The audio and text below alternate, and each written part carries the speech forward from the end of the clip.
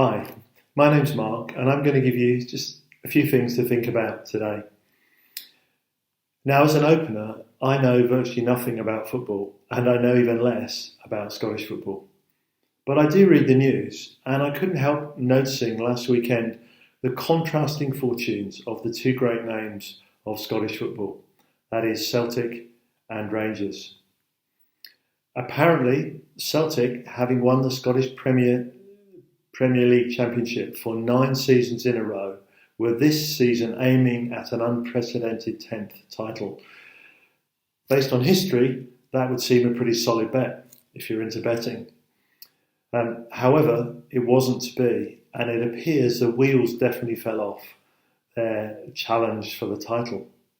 Just last weekend, with several weeks to go in the season, Rangers were crowned champions of the Scottish Premier League, ending 9 years in the title wilderness.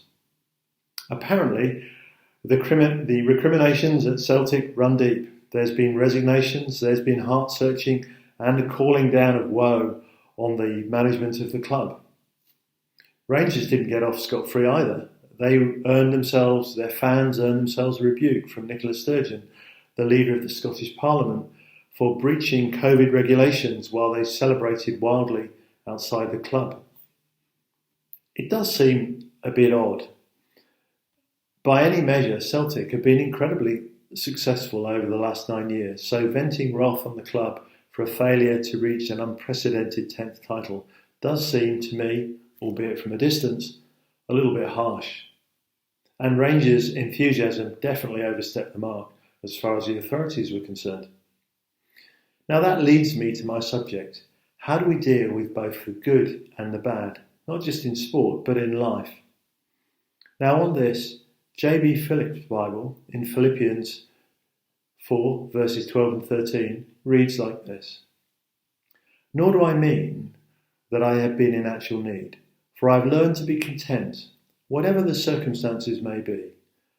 For I know now how to live when things are difficult, and I know how to live when things are prosperous.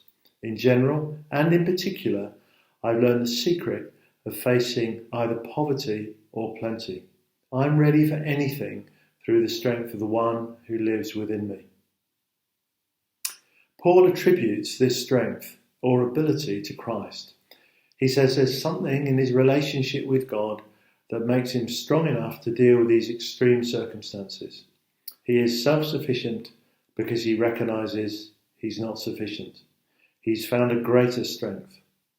Paul is not responding to how it felt. He's not taking the events personally, but he's seeing the events in the terms of his relationship with God. This relationship means that neither poverty, nor difficulty, nor wealth, nor ease own us, but life is greater than what's happening just now. It means we don't take credit ourselves for all the successes and ease, but nor do we blame ourselves or others for the difficulties that come along. Let's test ourselves. Are we offended when things go wrong? Similarly, if we've been blessed by good things, are we embarrassed by this? Are we afraid to share it in case it's taken away? Paul appeared to be able to take both the good and the bad because he kept them in context. That's definitely something to aspire to.